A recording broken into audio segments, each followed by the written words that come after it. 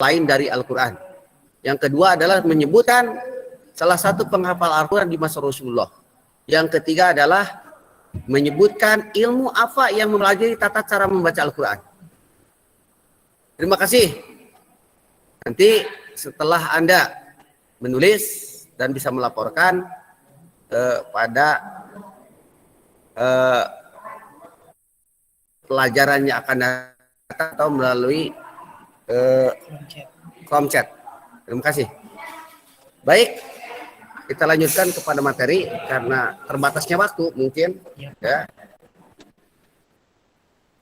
An adalah sebagai pedoman umat Islam dan sebagai imam Al-Quran diwahyukan oleh Allah Subhanahu Wa Taala melalui malaikat Jibril khusus kepada Nabi besar Muhammad SAW, yaitu Nabi kita. Oleh karena kita wajib mengimani kepada Al-Quran itu adalah selaku pedoman dan harus mengamalkannya pada kehidupan sehari-hari.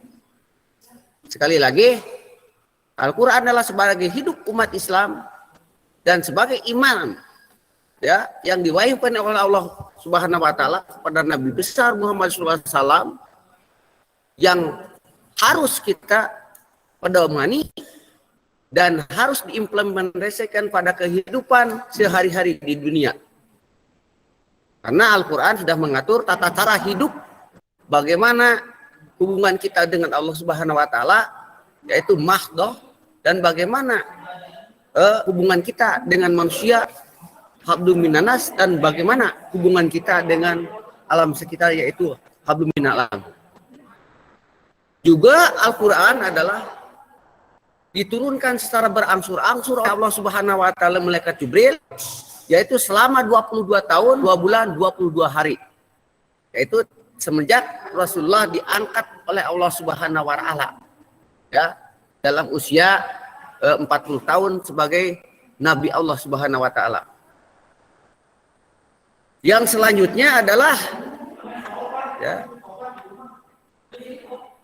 Al-Quran tadi, ya, punya nama-nama lain. Ya, cuma nama-nama lain tadi saya disebutkan di dalam pendahuluan, saya masukkan kepada pretest. Untuk itu Al-Quran punya nama lain, saya cut dulu, karena kalau ketika saya bicarakan atau saya berikan materi terhadap Anda, nanti Anda, ya, sama dengan menyontek. Ya. Maka dengan itu saya tugaskan dalam nama-nama lain dari Al-Quran itu adalah konteksnya untuk pretest.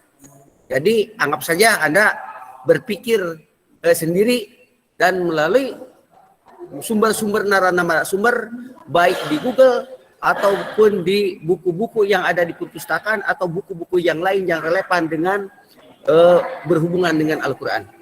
Oleh karena itu kita lanjut kepada materi berikutnya, masih dalam Al-Quran, ya.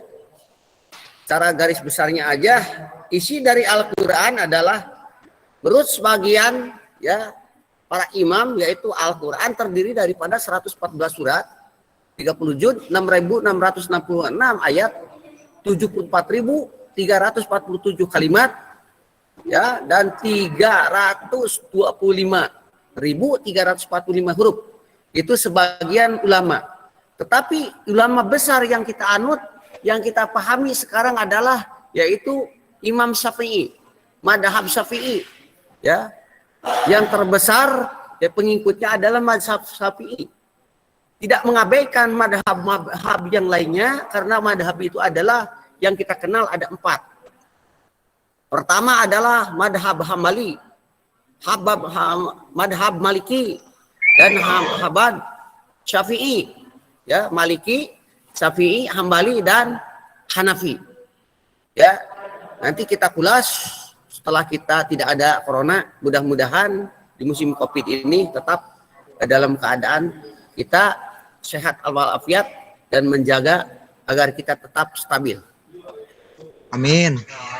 Terus dari masa Imam Syafi'i itu adalah menurut beliau, ya, dan beliau imam besar di seluruh dunia pada zamannya, yaitu adalah Al-Quran terdiri pada 114 surat, 30 juz, 6.230 ayat, 6.236 ayat, dan 1.027 huruf. Itu di dalam Al-Quran. Sebelum itu adalah Al-Quran, sekali lagi belum dibukukan. Di mana Imam Syafi'i bisa menghitung daripada isi-isi Al-Quran itu. Kita lihat di materi berikutnya. Nah, di sini disebutkan ya tadi juga dalam pretest. Ya, ilmu apa yang mempelajari tentang Al-Quran? Saya cat dulu. Ya, Al-Quran baru mulai ditulis pada zaman Khalifah Utsman bin Affan. Ketika itu adalah Rasulullah sudah meninggal, ya, karena pergantian dari Khalifah Abu Bakar Siddiq radhiyallahu an. Terus yang kedua adalah Umar bin Khattab radhiyallahu an. Yang ketiga adalah ketika Utsman bin Affan mulai dikumpulkannya Al-Quran dari daun lontar, dari tanah-tanah, dari tulang-tulang, dan dari batu-batu. Mulai dikumpulkan oleh Khalifah Utsman bin Affan, baru ditulis pada zaman Khalifah Utsman bin Affan tersebut. Sedangkan yang hafiz Al-Quran, penghafal hafiz Al-Quran di masa Rasulullah SAW itu sangat banyak, karena belum dituliskan. Ya, belum ditulis, belum dibukukan, ya, sehingga untuk menjaga mushaf Al-Quran, keasliannya Al-Quran, maka diperlukan ada hafiz Al-Quran pada zaman Rasulullah. Yang pertama diantaranya adalah Abu Musa Al-Asy'ari. Itu beliau sangat fasih menghafal Al-Quran. Ya. Yang kedua Abu Darda. Yang ketiga Zaid bin Syabit. Yang kita Utsman bin Affan yang kita kenal sebagai khalifah yang ketiga. Dan Ali bin Abi Thalib pun masuk aja, itu adalah mantunya Rasulullah SAW. Ya, yang kawin dengan Siti Fatimah, ya, Ubay bin Ka'ab, itu diantaranya. Jadi penghafal Al-Quran itu adalah sudah ada sejak dulu. Mudah-mudahan kalian sebagai anak Indonesia, anak Muslim, mudah-mudahan saya doakan Anda juga bisa hafiz Al-Quran. Amin ya rabbal alamin. Amin. Amin ya Allah. Sedangkan wanita pertama, ya, wanita pertama yang menghafal Al-Quran setelah wafat Rasulullah yaitu istrinya sendiri. Siapa kira-kira? Ya, beliau adalah, ya, yaitu yang sangat dicintai, yaitu Siti Aisyah binti Abu Bakar Siddiq, yaitu khalifah pertama setelah Rasulullah wafat. Selanjutnya, ya, itu ketika, ya, Al-Quran tidak dibaca, ya, tidak dipedomani, ya, kita sebagai umat Islam, ya, tentu saja, Pak, bagaimana selain Al-Quran itu biar dibaca, misalkan diantaranya kitab-kitab terdahulu, ya, kitab terdahulu apa saja?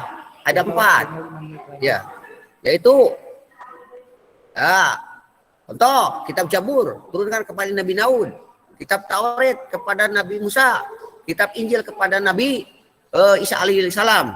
Itu wajib diimani oleh kita, tetapi tidak wajib dipelajari. Cuma satu yang wajib dipelajari, yaitu adalah Al-Quran. Minimal kita bisa membacanya. Apalagi kita sesuai makhrajul hurufnya, ya, sesuai tajwidnya, kita itu adalah yang diharapkan. Tetapi kalaupun Anda tidak bisa mempelajari hal tersebut, ya cukup membacanya Al-Quran tersebut. Ya, sekilas info dari saya, sekian materi dari saya. Mudah-mudahan ada manfaatnya, ada barokahnya. Mudah-mudahan kalian tetap sehat. Mudah-mudahan kalian sebagai siswa baru di SMK Negeri Buah 2 menjadi anak-anak yang soleh dan solehah. Amin ya rabbal alamin. Barakallahu walakum. Assalamualaikum warahmatullahi wabarakatuh. Terima kasih. Waalaikumsalam. Waalaikumsalam warahmatullahi wabarakatuh. Terima kasih untuk Bapak Amir telah menyampaikan materi. Semoga materi yang Bapak sampaikan bisa diamalkan oleh kita semua. Karena sekarang waktu sudah menunjukkan jam istirahat. Materi dari Bapak kami tutup dulu ya Pak. Kami lanjutkan acara berikutnya, itu adalah isoma, istirahat sholat makan. Bagi teman-teman semua yang mau makan dulu, boleh makan, atau mau sholat, boleh sholat karena waktu menunjukkan jam 12 lebih dulu. Cukup sekian dari saya. Wabillahi taufiq wal hidayah. Wassalamualaikum warahmatullahi wabarakatuh. Waalaikumsalam warahmatullahi wabarakatuh. Salam. Mulai berkata. Boleh keluarin teh.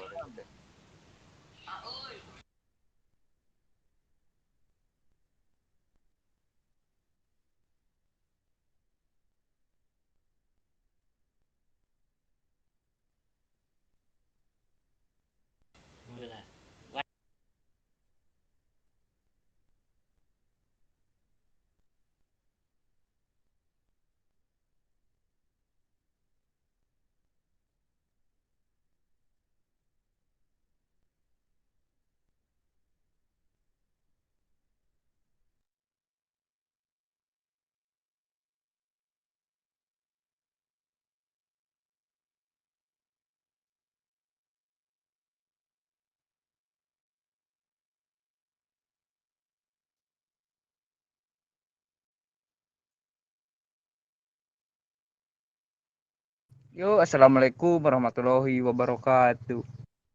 Waalaikumsalam.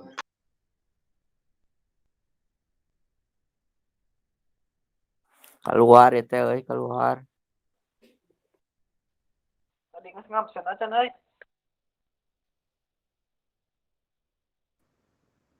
Yuk keluar. Yuk keluar. Dua orang keluar.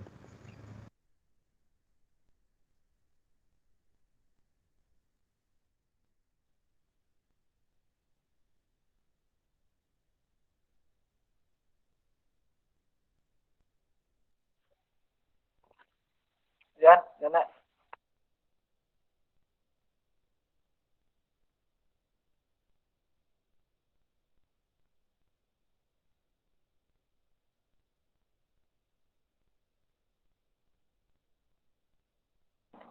Kalau jadi keluar.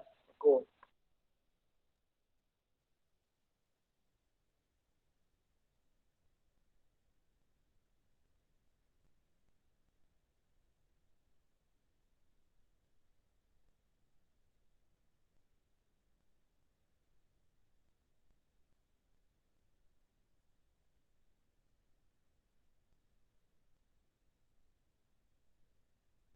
Bu,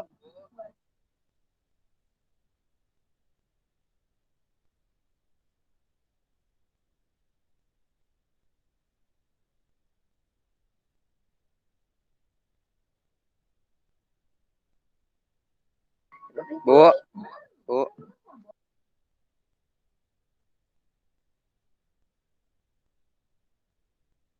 Ibu.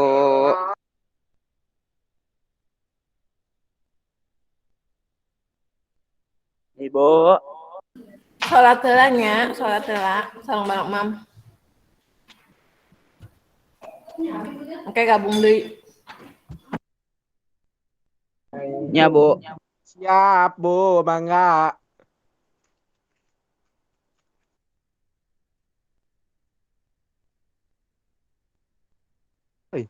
Sabar aja, Bu, istirahat, nak.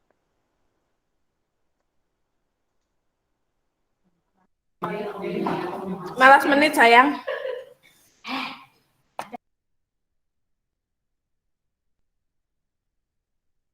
Ibu tercinta.